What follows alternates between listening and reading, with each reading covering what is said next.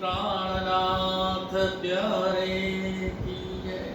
कृष्ण कन्हैया लाल की जय। सभी सुंदर साथ की जय। प्यारे सुंदर साथी, हम श्री रमण भाई भगन भाई पटेल, जो हमारे निजानंद संप्रदाय के रत्न हैं, उनके धाम गमन निमित्त से एक साथ बैठ के पारायण कर रहे हैं। और उसी संदर्भ में आज पांचवा पुष्प श्रद्धांजलि का मैं देने के लिए यहाँ बैठा हूँ। श्री प्राणनाथ जी ने हमें जो ज्ञान दिया है, वो ज्ञान यहाँ की बुद्धि से पाया नहीं जाता। जब परमात्मा की कृपा होती है, तब हमारी ये जो स्वप्न की बुद्धि है, उससे आगे विवेक बुद्धि है, और उससे भी आगे जागृत बुद्धि है और नीच बुद्धि है। जब जागृत बुद्धि का ज्ञान हमें मिलता है, जैसे कि महामती श्री प्राणनाथ, उनके अंदर जागृत बुद्धि का ज्ञान है, इसीलिए तो खुद पूर्ण ब्रह्म परमात्मा स्वरूप बन गए। तो ज्ञान के द्वारा हमें जगाने का ही उनका अभियान है, और वही जगते हैं जो परम धाम से आए हैं। कहती हूँ मत को, कहते हैं कि मैं तो वो जो गुरु परम धाम से आया है, उन्हीं को ये ज्ञान दे रही हूँ, मगर सुनेंगे सब। और जब सब सुनेंगे और अपने जीवन में उसको उतारने का प्रयास करेंगे, तो जो जहां से आया वहां तक तो वो पहुंच ही जाएगा, यानी कि सब अखंड हो जाएगा। तो ऐसा ज्ञान है, और उस ज्ञान को हम निजानंद संप्रदाय वाले कंठस्थ कर लेते हैं। आचरण में जो लाता है वही पार हो जाता है।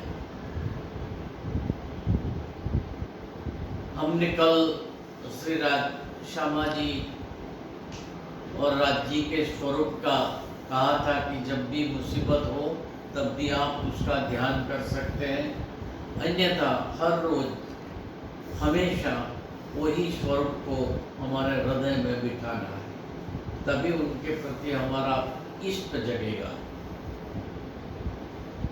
हम जब धर्म का उपला मायने लेते हैं, यानी स्थूल रूप को धर्म को समझते हैं, तो हमेशा कुछ न कुछ झगड़ा बना रहता है। एक अच्छे फिलोसोफर लियो टॉल्स्टॉय ने कहा है, अगर किसी समाज को, किसी धर्म को, किसी देश को बर्बाद करना हो, तो लोगों को धर्म के नाम से लड़ा दीजिए, वो अपने आप बर्बाद हो जाएंगे। वो धर्म का स्थूल स्वरूप है। अगर आप जागृत बुद्धि से उसके सूक्ष्म भावार्थ को नहीं समझेंगे, तो अपने मत को कायम रखने के लिए लड़ाई से दूसरा कोई रास्ता ही नहीं है। और जब सूक्ष्म भाव को समझेंगे, तो आपको कहीं भी अलग अलग कुछ नहीं दिखाई देगा। सब एक ही बात बताते हैं। कोई 2 मील की दूरी की बात बताता है, कोई 3 मील की दूरी पर बात बताता है, कोई 4 मील की, कोई 100 मील की दूरी की बात बताता है, मगर बताता है वही रास्ते की बात। यहाँ प्राणनाथ जी यानी ये महामती जी, इनकी अनेक उपाधियां है। तो ये महामती जी हमें कहते हैं कि मैं श्रृंगार का वर्णन जब करती हूँ, तो परमात्मा का हुक्म है, उसलिए मैं कर पाती हूँ। बाकी जो अर्श, जो पूर्ण ब्रह्म परमात्मा किस दिशा में है वो हम नहीं जानते हैं, तो हम उसका स्वरूप कैसे बताएं, उनका श्रृंगार कैसे बताएं। तो मैं श्रृंगार का प्रकरण 3 आज यहाँ पढ़ता हूँ और महामती जी हमें क्या बताते हैं वो जो देखते हैं। अर्श बका की हकीकत माहे लिखी कते भवेद। कहते हैं कि अखंड परम धाम की बात वेद और कतिबों में लिखी है। खोले जमाने का खावन, जो पूर्ण ब्रह्म परमात्मा स्वरूप यानी पूर्ण ब्रह्म परमात्मा की ही शक्ति जिसमें आएगी, वही ये वेद को खोल करके उनको बता पाएंगे। और खोल ना सके कोई वेद, उसके अलावा सूक्ष्मतम रूप से हर धर्म ग्रंथों में परमधाम की बात लिखी हुई है, चाहे वो सिमेटिक हो चाहे वो हिमेटिक हो। लिखा वेद कतेब में, सामी और हामी दोनों धाराओं में ये लिखा गया है। सोई खोले जीन सीर कीता, जिसको पूर्ण ब्रह्म परमात्मा स्वरूप का खिताब उपाधि दी जाएगी, वही ये सूक्ष्म अर्थ को निकाल के जागृत बुद्धि से हमें जगा सकते हैं, एकता बता सकते हैं। मर्म भय प्राणनाथ, हक्की स्वरूप जिसको हम कहते हैं। देसी मुक्त सबन को, और ये जो विरोधाभास ऊपर ऊपर होता है वो विरोधाभास निकाल देंगे और सबको अखंड मुक्ति प्रदान करेंगे।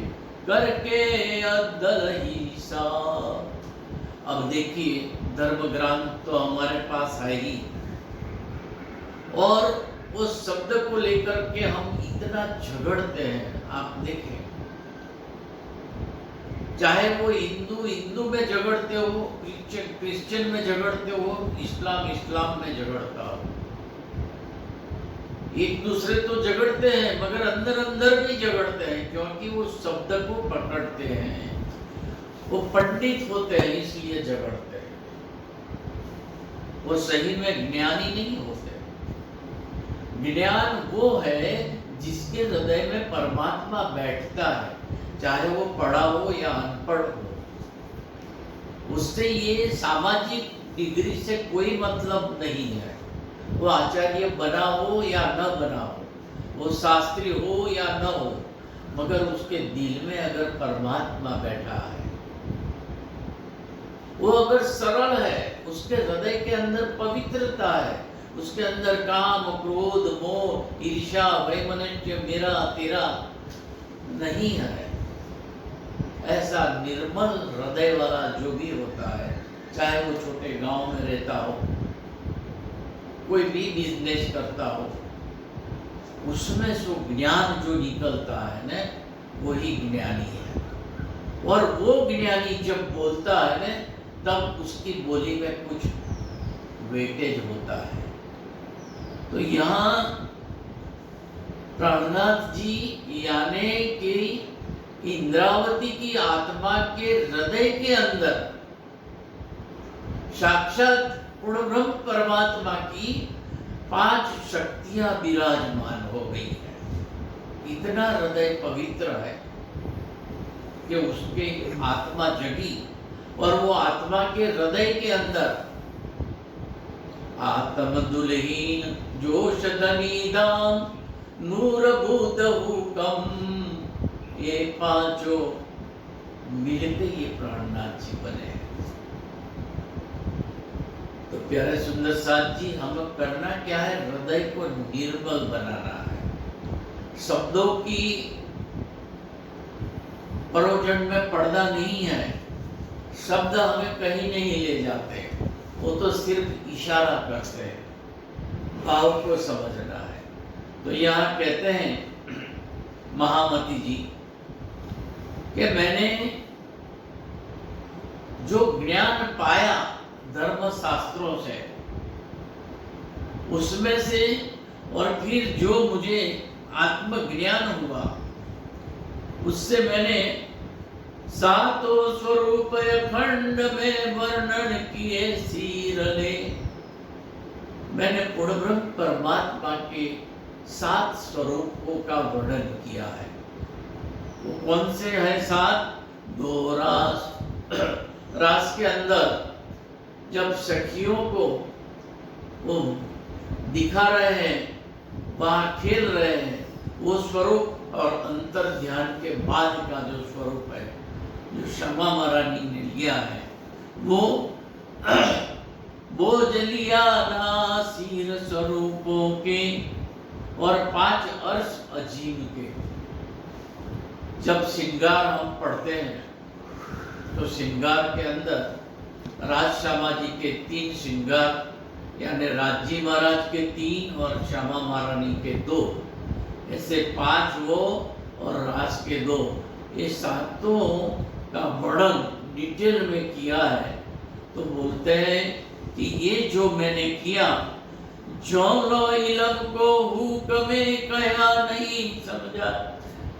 ज्ञान कितना भी मेरे पास हो, आपके पास हो, किसी के पास हो, मगर जहां तक परमात्मा का हुक्म नहीं होता है, आप वो ज्ञान को हृदय में बिठा नहीं सकते, और वो ज्ञान को दूसरों को समझा नहीं सकते। उनका हुक्म है तभी आपका कंफ्यूजन मिटेगा, तभी आप निशंक होंगे, नहीं तो आपको इधर उधर से साक्षियां ढूंढनी पड़ेगी और फिर भी आप नहीं समझा पाओगे।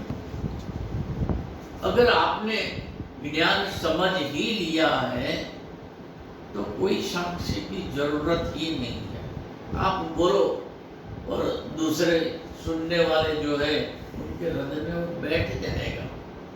तो जो कहते हैं क्यों लो सो रू आपको, क्यों कर सके जगाए, जहां तक ये ज्ञान और परमात्मा का हुक्म नहीं होता है, वहां तक आप खुद नहीं जग सकते और दूसरों को भी नहीं जगा सकते। प्राणनाथ प्यारे जी, जब हम जागृत बुद्धि का ज्ञान ग्रहण करते हैं, जब परमधाम के संदर्भ के 4 जो हमारे ग्रंथ हैं, खिलवत, सागर, श्रृंगार, परकम्मा, वो ग्रंथ का जब हम अध्ययन करते हैं तो परमात्मा हमें वो समझने की एक दृष्टि देते हैं, और जब उसको हम हमेशा स्मरण में रखते हैं तब वो आत्मसात होता है और वो प्रैक्टिकल रूप में उस स्वरूप से हमारा लगाव हो जाता है, हमें उसके प्रति प्रेम हो जाता है, और हम ही वहां हैं इसलिए हमें उसके प्रति इश्क हो जाता है। इश्क आए देर नहीं खुल जाते हैं दीजने, और जब इश्क आता है तो हमारे आत्मा के जो चक्षु हैं वो खुल जाते हैं। तो पहले हम जब ये ग्रंथ सब पढ़ेंगे, जागृत बुद्धि का ज्ञान, और उसके द्वारा हमें परमधाम और पूर्ण ब्रह्म परमात्मा उसके बारे में सब मालूम होगा, तब तक तो हम यानी हमारा अहंकार तो होगा ही जानने वाला इलम, मगर जैसे जैसे वो आत्मसात होता जाएगा वैसे वैसे वो जानने वाला विलीन हो जाएगा। कैसे? ये चौपाई में बताते हैं। जब रूह को जगावे हुक्म, जब हुक्म परमात्मा का आदेश होता है, उनकी कृपा होती है, और वो आत्मा को जगाती है, तब रूह आप ही छिप जाए, तब वो आत्मा अपने आप छिप जाती है। एक एग्जाम्पल दूं मैं कि नमक की एक पुतली किनारे पे सागर के खड़ी होके ये कहे कि सागर कितना डेप्थ में है, उसकी ऊंडाई कितनी है, ठहरो मैं डुबकी लगा के देख के बाहर आके आपको बताती हूँ। सुंदर साहब की आप सोचे कि वो जो पुतली है नमक की, जो सागर में डुबकी लगाएगी, वापिस आपको बताने आएगी, या उसके अंदर ही वो नाप लेगी और विलीन हो जाएगी, उसके साथ ही मिल जाएगी। ऐसी जो रूह परमधाम की है, यहाँ आई है और उसने ये ज्ञान पाया है, आत्मसात किया है, हो गया वो तो परमधाम के अंदर बिल्कुल। फिर वो उसका जो अहंकार है, ईगो, मैं, वो मैं नहीं रहेगा, डिसॉल्व हो जाएगा। और वो इस पे ही एक ऐसी घटना घटाता है, जैसे एक पतंगिया होता है और दिया पे वो जब दिया देखता है तो क्या उस पे टूट पड़ता है। वैसे कहते हैं, तब रहे सिर हुक्म के या हुक्मे इलम समझाए। तब जो भी महामती जी बोल रहे हैं आत्मसात करने के बाद, फिर वो कौन बोल रहा है? वो महामती नहीं बोल रहे हैं, वो खुद परमात्मा बोल रहे हैं। वो जानने वाला वो परमात्मा में एक वो समर्पित हो गया, डिसॉल्व हो गया, और अब जो भी बोल रहा है वो परमात्मा खुद बैठ के इस शरीर का उपयोग करके बोल रहा है। जाहिर किया हक इल्मे रूह सिर आया हुक्म। जब आत्मा के सिर पर ये परमात्मा का आदेश आता है, सो ही करे हक वर्णन, तो वो परमात्मा का और परमधाम का वर्णन कर सकता है। ले कई हुक्म इलम, और वो परमात्मा ने जो ज्ञान दिया है, वो ज्ञान के जरिए जो खुद देखता है वो वर्णन करता है। अब देखें कि जब हम स्वरूप साहब पढ़ते हैं और उसमें खास तौर पर परमधाम की जब बात आती है, परमधाम के 25 पक्षों का वर्णन आता है, श्री राजी महाराज का स्वरूप, श्यामा महारानी का स्वरूप, रूमू का स्वरूप, तो क्या होता है वो आगे आप देखिए। हुक्म बेशक इलम, ऐसा ज्ञान मिलता है हमें जिसमें फिर कोई भी शंका नहीं रहती। और हुक्म जो सही, और परमात्मा अंदर बैठने से उनका जोश हम में आने लगता है, उनका प्रेम हम में आने लगता है। मेहर निस्बत मिलाएगी, और उनकी कृपा हम पर होती है, क्योंकि हमारा उनका नाता है, निस्बत है। फिर वर्णन करे, और फिर ये 5 चीजें जब इकट्ठी होती है, रूह जब जगती है, तो जगी हुई रूह के अंदर जो ज्ञान, जोश, इश्क, मेहर और निस्बत, ये 5 शक्तियां आती है उसके हुक्म से, और तब जो परमात्मा का और परमधाम का वर्णन होता है वो विशिष्ट होता है। मैं आपको भागवत की कथा करके सुनाऊं और सुखदेव जी सुनाए, क्या फर्क है समझते हैं? आई विल बी जीरो, और वो उन्होंने तो आत्मसात किया है, साक्षात सब इंसिडेंट्स देख के बताते हैं। It will be effective, my speech, my katha will not be effective, thousands of people will listen it and they will forget। मगर जैसे सुखदेव मुनि जैसे कथाकार और परीक्षित जैसा श्रोता दोनों मिलते हैं न, तब कल्याण होता है। ये ज्ञान है, इतना गहन ज्ञान है कि वो ज्ञान कहने वाला भी इतना पोटेंशियल होना आवश्यक है, जिसके जीवन में कुछ बदलाव हुआ हो, जिसके जीवन में काम, क्रोध, मोह, ईर्ष्या कम हो गई हो और शून्य हो गई हो, तो पूछना ही क्या। He will be more effective. तो कहते हैं ये ही आशिक करे वर्णन, जिसके हृदय के अंदर परमात्मा की एक कृपा हो जाती है, निस्बत के कारण, ज्ञान के कारण इश्क आ जाता है, जोश आ जाता है, वो आशिक जब वर्णन करता है और आशिक सुने ही, तो दूसरे जो आशिक है परमात्मा के साथ में जिसका लगाव है, ऐसे सुंदर साथ सुनते हैं। ये कहवे लेवे मोमी, कहने वाला और सुनने वाला दोनों मोमीन है। मोमीन यानी परमात्मा की आशिक है। या रसूल तीन सूरत, या ऐसे दिव्य तीन पुरुष जिसकी हम बार बार चर्चा करते हैं, वो सुनते हैं। मैं हक अर्श में जुदी जानती, यहाँ कन्फेशन करते हैं महामती जी कि जब तक ये ज्ञान मेरे अंदर आया जागृत बुद्धि का, मैं सबको बताती रही और मैं उस समय जो वर्णन करती थी, तब मुझे राजी महाराज, श्यामा महारानी, रोहे अलग अलग अलग दिखाई देते थे और मैं अलग अलग वर्णन करती थी।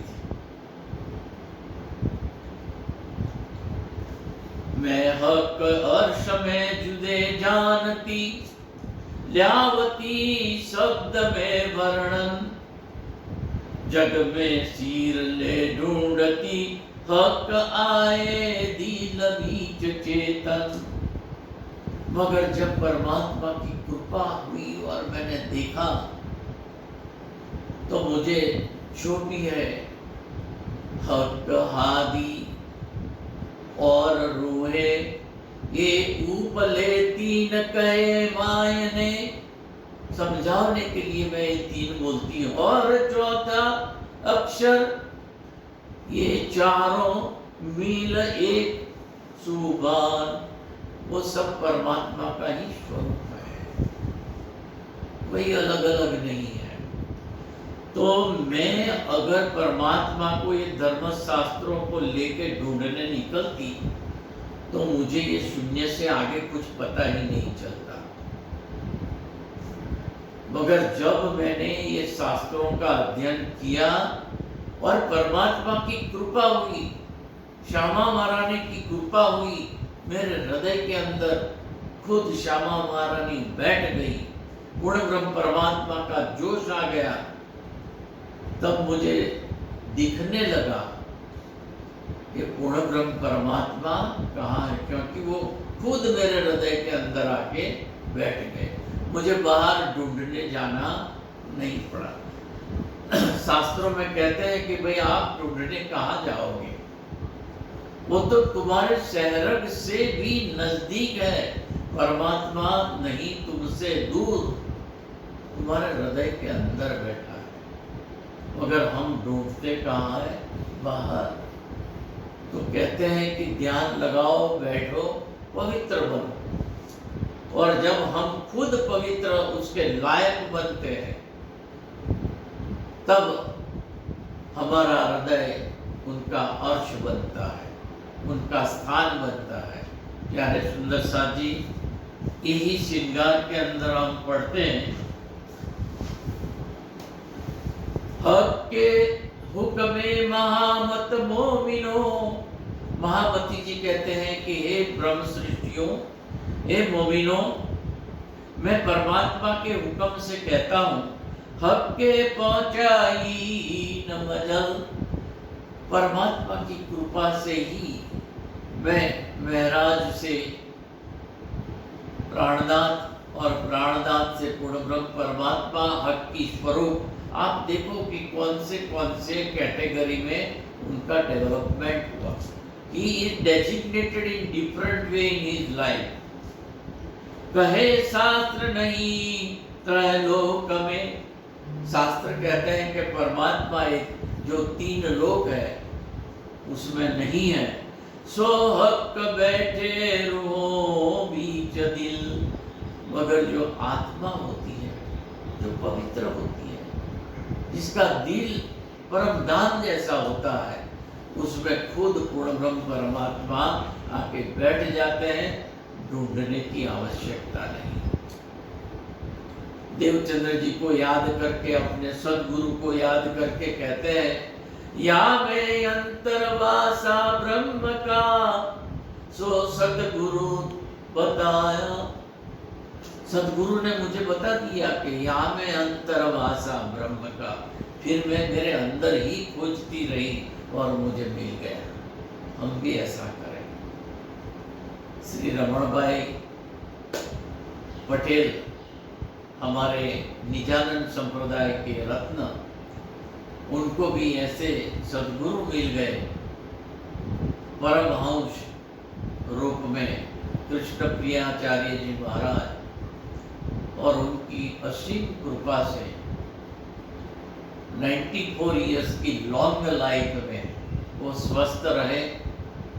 उन्होंने अच्छा बिजनेस किया, साथ ही में निजानंद पत्रिका का स्वयं संचालन किया और हर महीने नियम से सभी को जागृत करते रहे साहित्य के माध्यम से।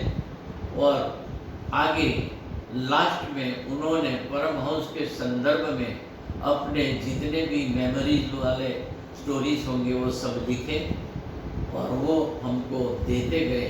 ऐसे रमण भाई को हम याद करते हैं और ये मौका मिला है सभी ब्रह्म सृष्टियों का मिलन करने का, हम करते हैं। बोलो श्री प्राणनाथ।